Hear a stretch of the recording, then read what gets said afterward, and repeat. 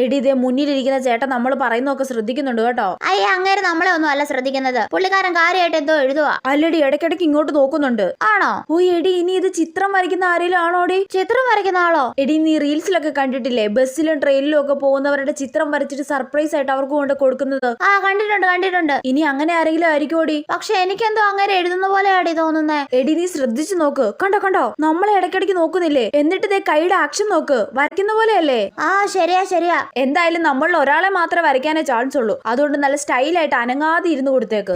ശരിയാ. വരച്ചോ ചേട്ടാ വരച്ചോ. എന്നിട്ട് എനിക്ക് സർപ്രൈസ് ആയിട്ട് വരച്ചത് കൊണ്ട് തരണം കേട്ടോ. എടേ എന്താടി ഇങ്ങനെ ചിത്രം വരച്ചിട്ട് തരാത്തേ? കുറെ സമയം ആയല്ലോ. നീ ഒന്ന് നോക്കിയാ വരച്ചു കഴിയാനായോന്ന്? നോക്കട്ടെ. അയ്യേ എടി അത് പരീക്ഷ പേപ്പർ നോക്കുവാടി. അയ്യേ എന്തൊക്കെയായിരുന്നു. സർപ്രൈസ് ആയിട്ട് ഇപ്പൊ വരച്ചു കൊണ്ട് തരും. തേങ്ങ മാങ്ങ ഓരോ റീൽസും കണ്ടോണ്ട് ഇറങ്ങിക്കോളും മനുഷ്യനെ ഫുള്ളാക്കാൻ. Sorry D. മിണ്ടി പോരുത് നീ.